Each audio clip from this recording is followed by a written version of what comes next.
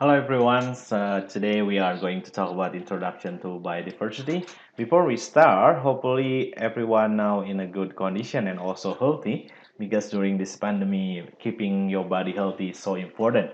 Okay, and very sorry because during this class there will be some uh, noisy outside because next to my house there is a construction work that's still going on. So very sorry about it.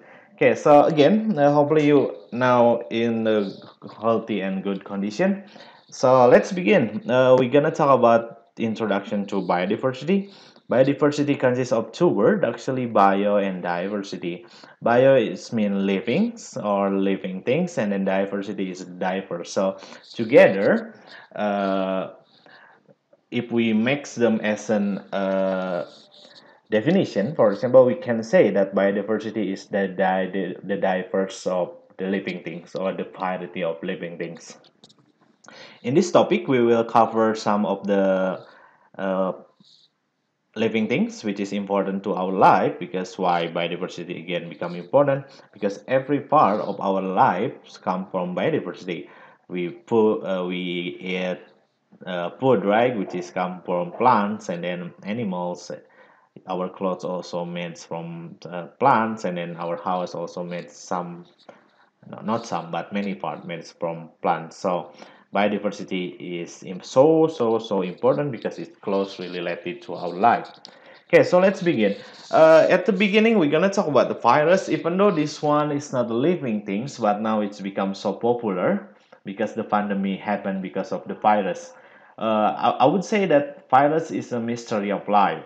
Why it's become mystery? Because outside the living cell or the living thing, virus is a dead thing.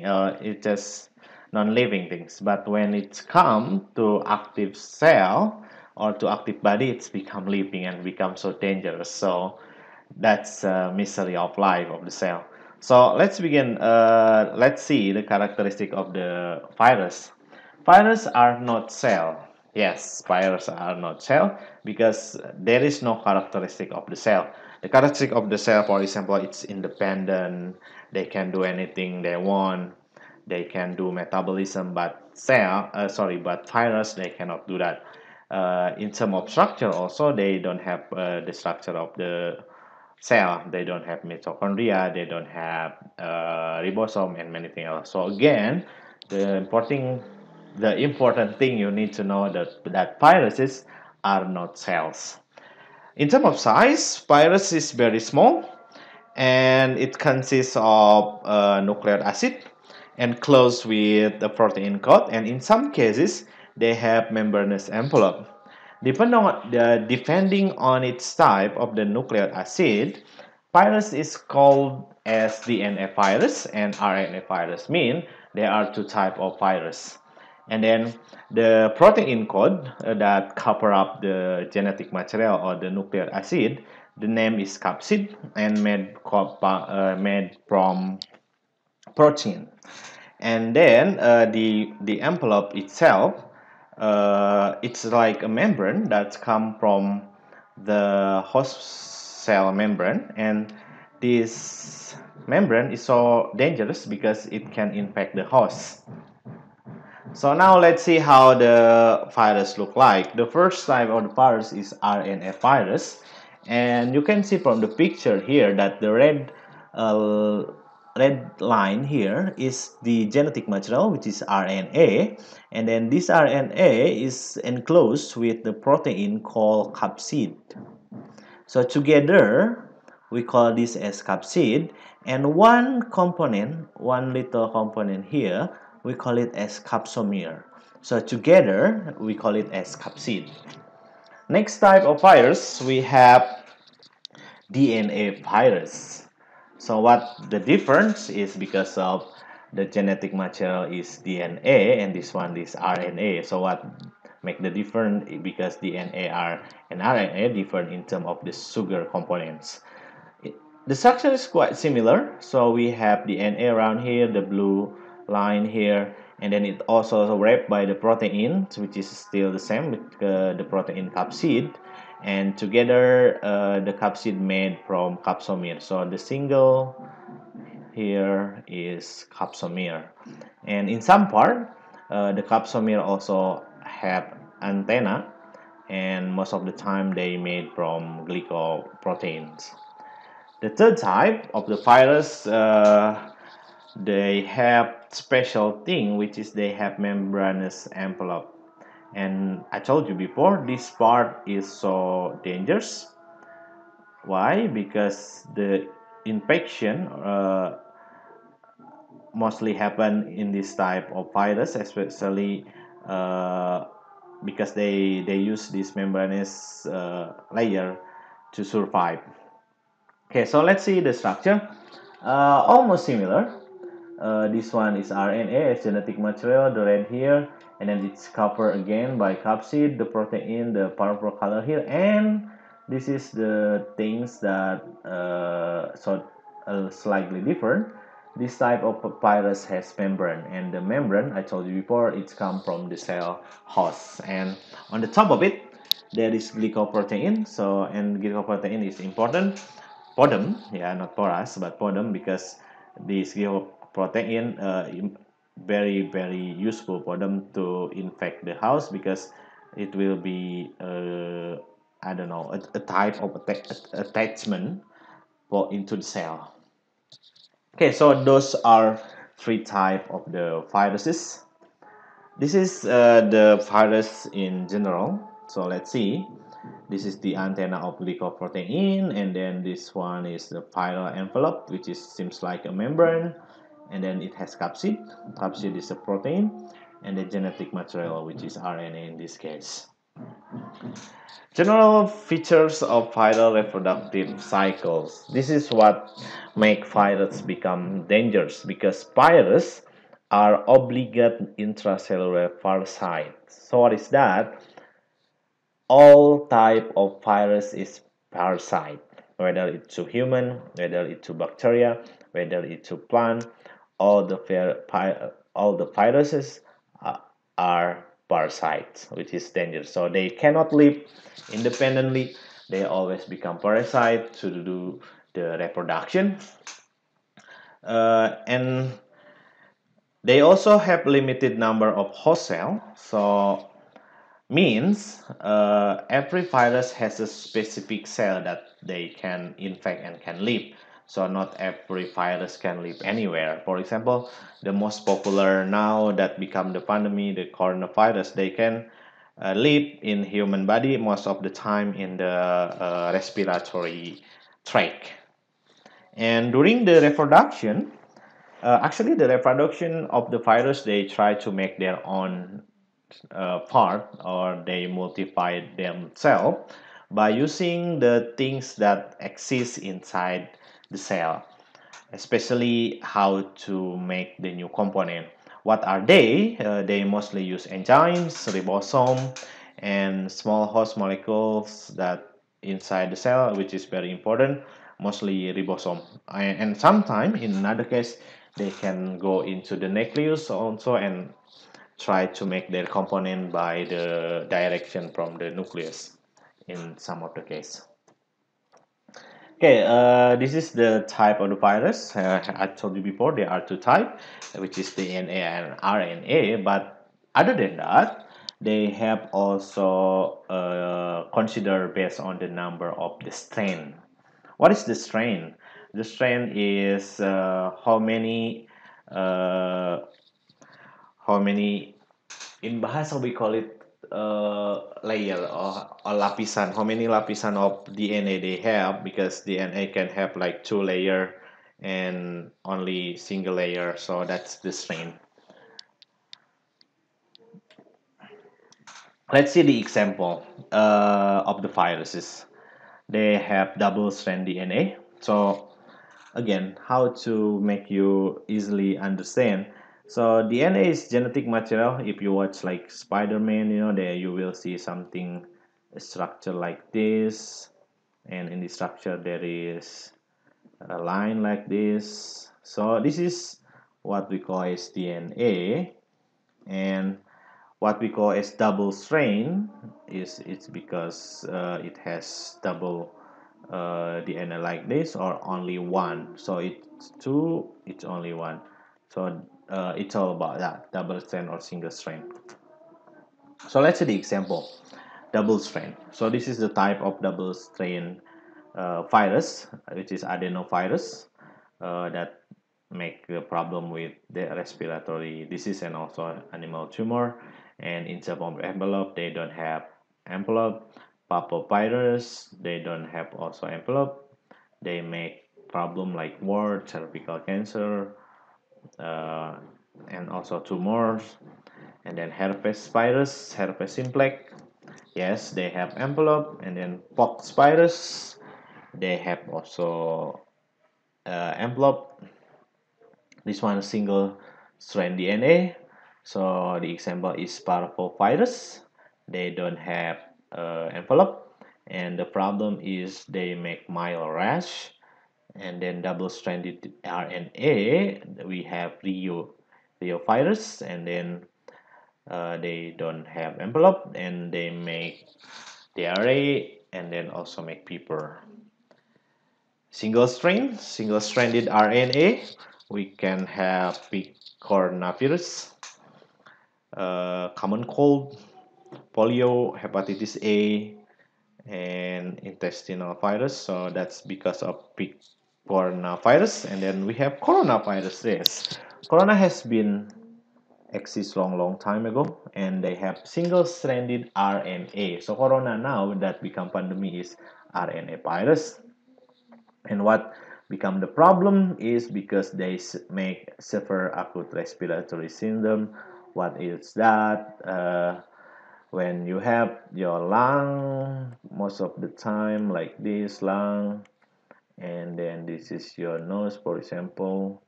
So what the problem is, when this coronavirus attached to your body, it will go this way, and most of the time they will make this part has inflammation. So when inflammation happen, there will be some liquid here. So this liquid becomes so dangerous because you can have pneumonia, and if your pneumonia happens, you need to have a respirator for you to breathe, and in a worst scenario you could die because of this virus which is happen right now. So again, you need to take care of yourself. So there are many other type of example of virus. We have flavivirus, and then toga virus. We have now filovirus, orthomyxovirus. Yeah, this type of RNA, yes. Again, so there are so many type of virus, and they work on specific cell. Okay, so every, I don't know, every century there's sometime happen a pandemic. Since like now there is a new outbreaks of new viral disease that is here happen to human.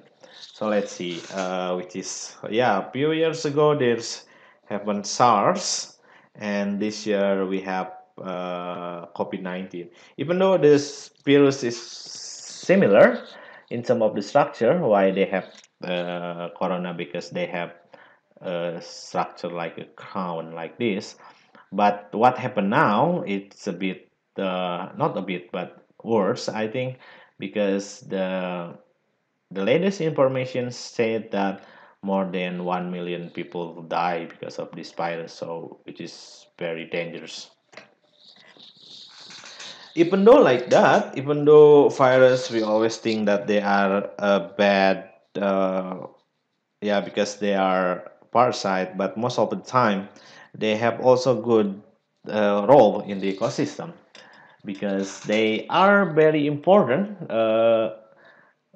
They have the ability to kill the microbe, so that's a good reason for them to be exist, because when they be able to exist in the microbe, especially how to become the predator, it's going to influence how the biogeochemicals cycle in the earth can happen.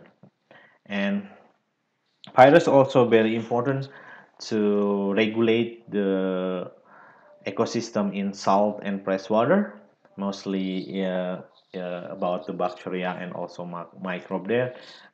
With the existence of the virus, the balance become happen there. That's why even though they have a bad, yeah, many people say that virus is bad, but in fact they have a good reason also to be exist because they can keep the environment balance, especially how to maintain the balance of the bacterials and algae in fresh or saltwater environment like that. That's why virus again so important. Next up, we're gonna talk about Monera. What is Monera? Monera is a prokaryote. You know, prokaryote is a cell that don't have a nucleus membrane. So Monera, if we have a cell like this, because we have two type of cell, right? This one is prokaryote, and then this one is eukaryote. So what are the differences? In eukaryote, the genetic material, they have a membrane, and then in this case the genetic material is everywhere and then naked. So this one is prokaryote and then this one is eukaryote. And Monera in this case is prokaryotic group. They can live almost anywhere. They can live in acidic environment, they can live in a salty environment, in cold, hot, and yeah, mostly we can say that Monera is everywhere. Like in the air there is Monera, in the water there is Monera, in the soil there is Monera, almost everywhere.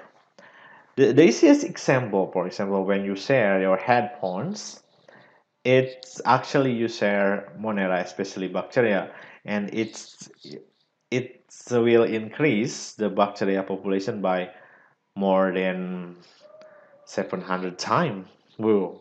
So knowing this, it should be better not to share your headphone because if you share it, you share the bacteria. And then Monera, the most common group that we know is bacteria, and bacteria has cell wall, and the cell wall made from the material called peptidoglycan. It is a network of sugar polymer which is cross-linked by polypeptides. This is the three most common shape of the bacteria. The first one is spherical, a circle like this. That's spherical. Spherical, yes, you can see a shape like this. Seems like a ball. So that's the first group of them. And then the second one is rod shape, or another name we can call it as bacillus. And then the third is spiral, and so we can also call them as coma. And then let's see the structure.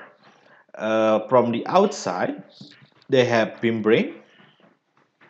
Membrane is like small little hand, and then after that they have capsule, followed by cell wall, and inside they have chromosome or genetic material, and in the outside also they have flagella. Flagella seems like in a sperm is a motility structure to let them move, and then they have also sac pilus. What is that?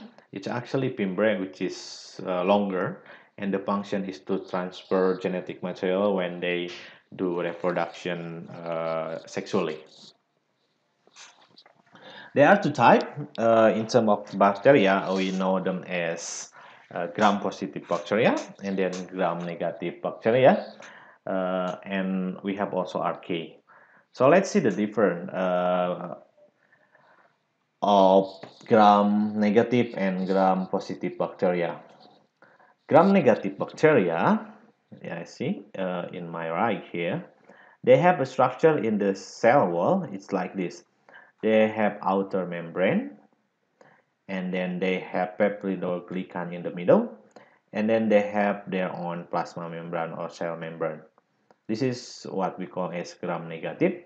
And then gram positive, in the other hand, they have peptidoglycan in the outside, and then followed by plasma membrane. And what makes a difference when we observe it under the microscope, especially when we put coloring, there will be two different color.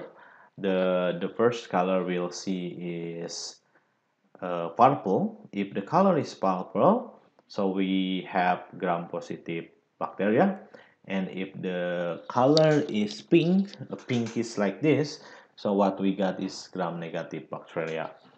And in terms of the structure, RK is slightly different because the cell wall, not from peptidoglycan, but contain polysaccharide and protein, and they don't have peptidoglycan. So that's the difference in terms of the structure of the cell wall. And now let's see many antibiotics work by targeting the peptidoglycan. Most likely the gram-negative bacteria are they quite strong to antibiotics. So how it's actually work? So antibiotic is working by mostly destroying the cell wall. So if you got the fever or any kind of health problem and then your doctor give you antibiotics, so you need to drink the antibiotic until the end of the period that your doctor told you. Why? Because it is so important to eliminate or kill the bacteria totally. If you are not finished, because the genetic of the bacteria is quite short, they can be adapt to it and then they can modify their genetic material so they become resistant.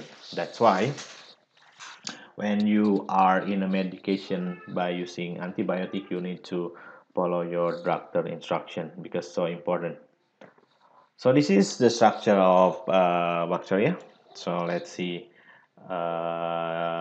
This is the bacteria that become a problem in human. For example, this is tonsil cell, and the structure is like this. It has cell wall, and then cell wall. It has capsule. The capsule is dangerous because it's resistant to antibiotics.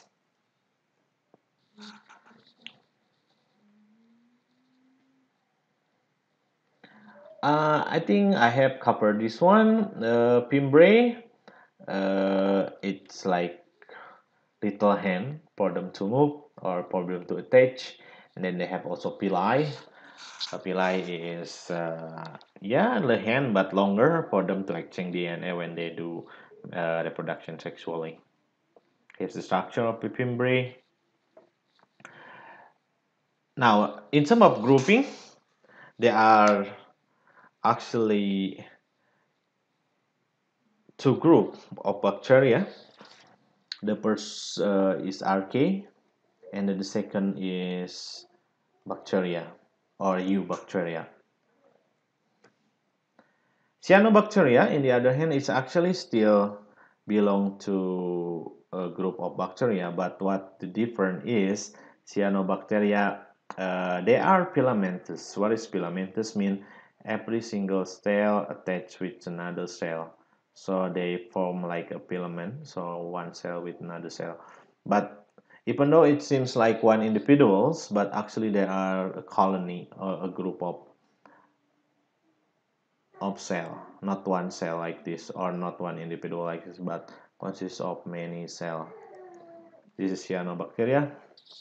Role in ecosystem, bacteria is very important because they are decomposer, which is break down dead materials, and then some of them is also producer, which is be able to making food. For example, the cyanobacteria that we have seen before, they can do photosynthesis, and photosynthesis is so important for ecosystem because it's releasing oxygen. And some of them also be able to do chemosynthesis, mean they make food from inorganic materials. And yeah, because of that, Monera bacteria is so important because they are decomposer. Can you imagine if there is no Monera in the earth? there will be so many dead body and not decomposed, which is not good. So by the existence of bacteria now, everything become nice because decomposed by them. So good for you, Monera. Next, we're gonna talk about proteins. Proteins, this is eukaryote, so that's the difference. Because proteins they have a cell membrane and also they have membrane in the nucleus. Most protists they are unicellular, but some of them can be colonial and also can be multicellular. Even though they are single cell, sometimes they are very complex because they need to be able to maintain their cell by uh, doing many things. For example, the cell can do photosynthesis, the cell also can move. That's why proteus, even though single cell, it's very complex. In terms of reproduction, they can do asexual and sexual reproduction. Protists, they are diverse and then they also living in different ways. For example, some of them become photoautotrope, mean they can do photosynthesis and they can make their own food from the light. Some of them are heterotrope, means they cannot make their own food, but they need to get the food by absorb organic material from the other, for example, from a dead body. And then there are some which is mixotrope. This is unique, the new term, mixotrope, which is the combine between photosynthetic and heterotropic. So this is so nice, because by having this capability, they can make their own food and at the same time they can do also absorb organic material from the other living things. So mixotrope is so unique, which is very useful and also very good. And in terms of evolution, protists they actually theoretically undergoes what we call as the process of endosymbiosis. And then let's see the mitochondria. Mitochondria actually evolved from endosymbiosis, and then plastid also evolved from endosymbiosis. What is that? So let's see this picture. Long time ago, the theory of endosymbiosis is like this. There is all or ancestor of the eukaryotic cell, and then there is a bacteria that be able to do photosynthesis, for example, and the other bacteria that be able to do respiration. So the idea of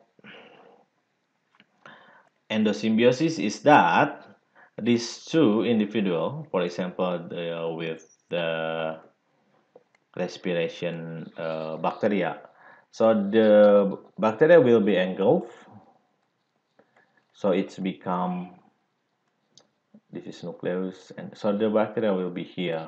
So this is the idea of endosymbiosis, mean eaten, but not literally eaten, but it actually they work together to become symbiont. So in this case, when the cell have respiration, this is like the characteristic of animal cell. And the symbiosis that is happen with, for example, bacteria that be able to do photosynthesis, it could result a cell that be able to do photosynthesis. So it seems like plant cell. Simply say, the idea of endosymbiosis is symbiosis between eukaryotic and prokaryotic, and they become one body. So let's see, this one is cyanobacteria, this one is eukaryote, eukaryote and cyanobacteria. Together, they become one new cell that consists of cyanobacteria. They live together as one cell. This is the theory of endosymbiosis. And yeah, that's another thing also happen with another type of endosymbiosis. Okay, so let's see the type of protists. Protists has five type. The first one is heterotroph with no permanent locomotion. Means they don't have a permanent mobility structure. So the example is Rhizopoda, and amoeba is the most popular example. So amoeba actually they don't have leg literally, but they move their own cell to do what they want. So they literally move. This is the first type, heterotroph with no permanent locomotors. Second one, which is photosynthetic protists. So protists that be able to do photosynthesis, and the example is green algae, or one of the species is Ulpa lactuca. So it has green color. And then another protist is heterotroph with flagella. What is that flagella? Flagella is here. It's a structure for them to move. So one of the example which is popular is Euglena. Next type we have non-motile spore formers, and the example is Apicomplexa, and the famous one is Toxoplasma. So it's become a problem for pregnant women, especially for those who has a cat with Toxoplasma. So be careful with that if you're a woman and if you have a cat. So you need to maintain your cat in healthy, and you need also to give a vaccination for them to keep them away from Toxoplasma. And then the last type is heterotroph with restricted mobility. So yeah, they have mobility but very restricted, and the most popular example is water mold or Mycota. Now, role in ecosystem. Protists in this case most likely almost similar with Monera in some of the way how they live. So some of them become photosynthetic, some of them also become decomposer, and some of them also become pathogen. But in general, their role in ecosystem almost similar with Monera. Now let's talk about fungi. Fungi, it's also heterotroph, mean they have nucleus membrane. And fungi, they live by absorb nutrient from the outside of their body, and they have like an enzyme to break down the material. For example, if you find a wood, all dead wood, most likely there will be so many fungi living there, because when they attach to that dead wood, they will digest the wood by releasing some enzyme, and then they get the nutrients from there. And the structure, they have mycelia. And what is mycelia? Mycelia is actually the network of Hypae. And they have also cell wall, and the cell wall made from chitin. So let's see the structure. This is the structure of the fungi. So this is what we call as Hypae. Hypae is this like structure, thread-like structure like this, and this structure together we can call them as Hypae. Okay, so oh sorry, so this is the Hypae, and then when they are together, the collection of Hypae, we call it as mycelia or mycelium. Yeah, let's see the structure of Hypae. Hypae is a cell like this, or a tissue actually, consists of many cells. There are two types. The first one is septate. What does it mean septate? Mean one cell is divided by septum, so they have separated cell.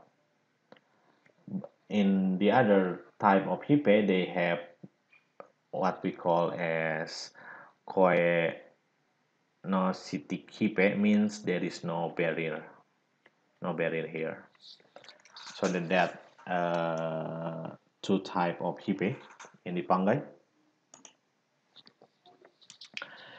And then in fungi also they have special hippe that be able to penetrate into their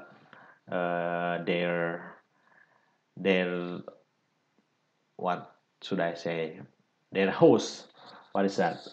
For example, if they want to attach to a living cell, and they will have a structure like this. Yes, and the structure we call it as haustorium or haustoria, and its function to absorb the nutrients. Fungi can do reproduction in two ways. They can do it sexually, or they can also do it sexually. So let's see now the how it's gonna look like. They can do asexual reproduction, and they can do also sexual reproduction. So when they do asexual reproduction, from the hippe they can produce the spore, and then the spore will germinate into the new fungi. In sexual reproduction, they need to hippe. So one hippe with another hippe, they together, they will fuse the nuclei, and then from there, they will make what we call a spore. What the difference is, you can see from the color, is that they can live in two type of composition of what should I say, haploid and also diploid. So in this case, the blue color, the light blue color here, indicate that they can live even as haploid. And then in this case, they can do as diploid. So that's the unique things of the fungi. Now let's see the type of the fungi. We have three types. The first one is Zygomycetes. So why we call it is Zygomycetes? Because they have a structure that is similar to egg, and another name of egg is zygo. So they have a structure like this, and that's why the name is Zygomycetes. They have a structure that make I mean the structure for them to make the spora, uh, it's resemble to egg. That's why the name is Zygosporangia. And then next type is Ascomycetes. So Ascomycetes is uh, because of they have a structure that seems like to a sac. So this is the structure that's similar to sac, or I don't know what is in bahasa. It's kantung, you know. So because they have kantung like that, so that's why the name become Ascomycetes. And then uh, the third type is Basidiomycetes, and Basidia means little pedestal. What's pedestal? Pedestal is some tumpuan, you know, tumpuan. So they have little tumpuan. Now, role in ecosystem is they are so good decomposer. So without them, the nutrient cycle will not work very well. That's why we need fungi for nutrient cycle. And then they also have many good relationship with some other organism. For example, with the plant, without the mutualistic relation with the fungi, plant will not be able to absorb the nutrients very well. They have also with algae that become lichens, and also with animals. Some of them has what stick relation with the animals. For example, ant. Yeah, some ants or some mites, sorry, termites. They live with fungi. So those two is so important for their role in the ecosystem. Now we're gonna talk to plant. Plant is, yeah, it's very easy to recognize because plant is so big. Most of the time we can find it easily. I mean, big in terms of diversity. We can see plant anywhere. Plant is also eukaryotic. They are multicellular, and then they are autotroph photosynthetic, and they have cell wall. They have cell wall, and then they do reproduction by sexual and also asexual reproduction. This is the type of plant. We have non-vascular plant. We have vascular plant, but seedless. And then we have also vascular plant with split with seed.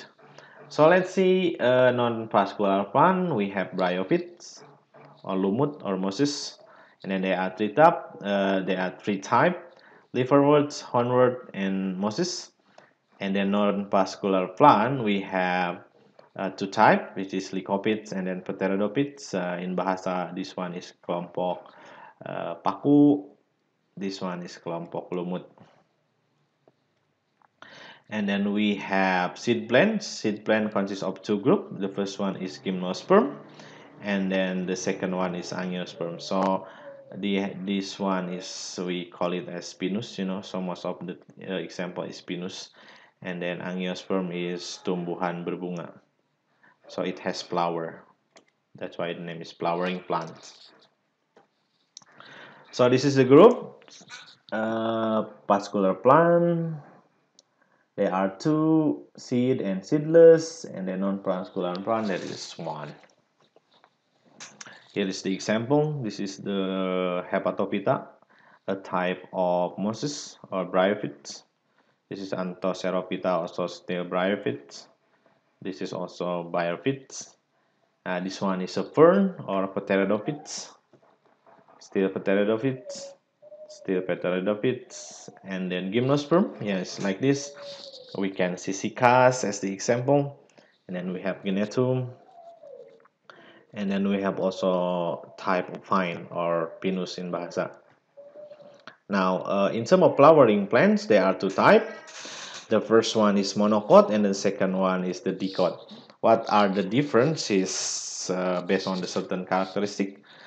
The first one is the cotyledon, which is this one has two cotyledon as dicot and one as monocot. Lipane, this one is parallel. This one is net-like or finger-like. And then in terms of stem, the distribution of vascular bundle, they are scattered. In this case, for dicot, they are in a pattern. Root, this one is fibrous, mostly the size almost similar. And this one is taproot. So taproot, mostly they have main root with branch. So this is the key of roots between dicot and monocot. Pollen grain, mostly only one opening. In this case, it could be three opening. And it's a flower, usually multiple by three, and this one multiple 4 or 5. That's a difference. The example, this one is rice, and this one, the example, for example, like cucumber or zucchini. That's the example of dicot. Role, yes, there are so many role. Plants, they can, especially the big thing for our food. Yes, many things that we eat come from plants. Plants also maintain the atmosphere because they produce oxygens, and also they absorb the carbon dioxide. and then plant also important in biogeochemical cycle, and then plant also, yes, for us we need and also we use plants for many purpose like firewood, timber, medicine, dyes, pesticide, oil, rubber, and many things. Okay, so now come to the last. The last we have animals. Animal is multicellular. They are very diverse and they don't have cell wall, and also they have active movement, so they can move anywhere they want, and then they do reproduction sexual and asexual. There are two types. So the first one is invertebrate. So invertebrate is life without a backbone. So all the living things without a backbone, we call it as invertebrate. So we can, for example, squid, grasshopper, earthworm. All of them is invertebrate. And then we have to second type. Another type of animal is vertebrate. So they have backbone. What is the backbone? Yeah, that's the series of bone in the back. So the group of these, there are so many. We have fish, we have frog, we have reptile, bird, mammals, and even human. Human also belong to vertebrate. Here's are the example of vertebrate. And then role in ecosystem. Yes, there are so many very important roles because every single animal has different role in the ecosystem, especially how to balance the nature. We have predator, which is, for example, lions that maintain the balance of the uh, ecosystem in the savanna, for example. And then we have, for example, we have bee that be able to help plant to do their own reproduction, and many other role in the ecosystem that is belong to animal. So animal is very important. Again, so I think that's all of the biodiversity that we have on Earth. So one thing to remember is that all the biodiversity, again, very important, very essential, because every single things they contribute a lot to the balance of the nature. So as a human, so we need to be wise and we need to be responsible how to interact and also how to use them for our need. Okay, so I think that's all for our discussion today. So thank you so much. If there's anything else, so you can give a comment or ask a question in the comment below. So that's all. Thank you so much for watching, and also thank you so much for listening.